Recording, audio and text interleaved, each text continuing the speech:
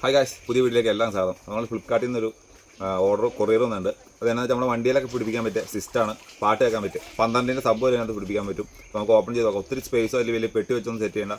ഏത് വണ്ടിയിൽ സിമ്പിളായിട്ട് കുറച്ച് സ്ഥലം മതി പിടിപ്പിക്കാം. അപ്പോൾ നമുക്കൊന്ന് ഓപ്പൺ ചെയ്ത് നോക്കാം. അങ്ങനെയുണ്ട്. ഓക്കെ, ഒരു 12ന്റെ സബ്ബൊക്കെ വെക്കാം. ഓട്ടോയിലോ കാറിലോ ഏതിലോ വേണമെങ്കിലും നമുക്ക് സിമ്പിളായിട്ട് വെക്കാൻ പറ്റും. നല്ല അടിപൊളി പാക്ക് ചെയ്താണ് ഇത് വന്നേക്കണേ.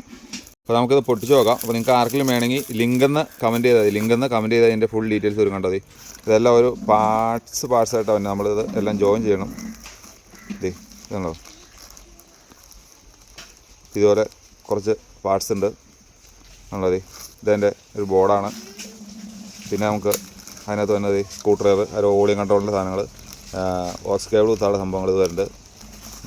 ഇതിൻ്റെ മെയിൻ ബോർഡാണ് വരുന്നത്. കണ്ടോ, നമ്മുടെ പ്രൊഡക്റ്റ് കണ്ടോ, ഇങ്ങനെ ഓരോ പീസ് ആയിട്ടാണ് തന്നെ. അപ്പോൾ നമ്മളിത് കൂട്ടി യോജിപ്പിച്ച് എങ്ങനെയുണ്ടെന്ന് വർക്ക് ചെയ്ത് നോക്കാം. അപ്പോൾ നിങ്ങൾക്കിത് വേണമെങ്കിൽ നിങ്ങൾ ലിങ്കെന്ന് കമൻറ്റ് ചെയ്താൽ മതി. ഇതിൻ്റെ ഫുൾ ഡീറ്റെയിൽസ് നിങ്ങൾക്ക് വരും. അപ്പോൾ നമുക്കത് പിടിപ്പിച്ച് നോക്കാം, എന്നിട്ട് കാണിച്ചു തരാം. ഓക്കെ, പ്രൊഡക്റ്റ് ഓർഡർ ഇങ്ങനെ ഓപ്പൺ ചെയ്തു.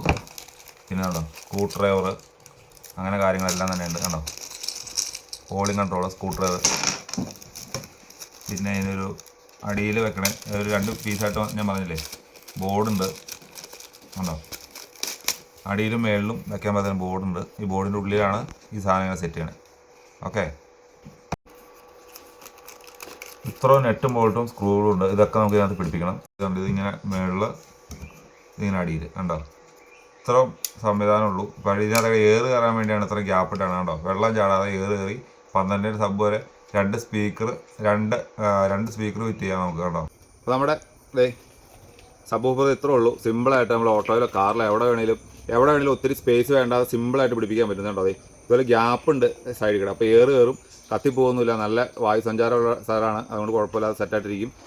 ഇതിനകത്ത് 12ന്റെ സബ് വരെ നമുക്ക് വെക്കാൻ പറ്റും കേട്ടോ. അപ്പോൾ നമ്മൾ ഫൈനൽ ടച്ചാണ്. ഇത് കണ്ടോ, ഈ വോളിയം കൺട്രോൾ ഉണ്ട്, 6 ഉണ്ട്. സബിൻ്റെ വോളിയം ഉണ്ട്, സബിൻ്റെ ഇതുണ്ടോ, ഇങ്ങനെ കയറ്റി നമുക്ക് അടിപൊളി. കണ്ടോ, സെറ്റായിട്ടുണ്ട് സംഭവം, സൂപ്പറായിട്ടുണ്ട്. അപ്പോൾ ഒത്തിരി വിലയൊന്നുമില്ല, വിലയൊക്കെ തീരെ കുറവാണ്.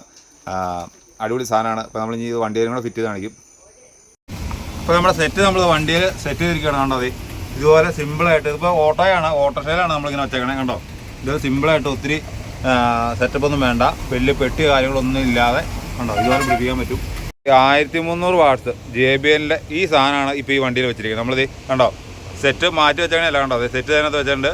അത് അങ്ങനെ തന്നെ 12ന്റെ സബ്ബാണ് വെച്ചേക്കണം. ഇതൊക്കെ വർക്ക് ചെയ്യും.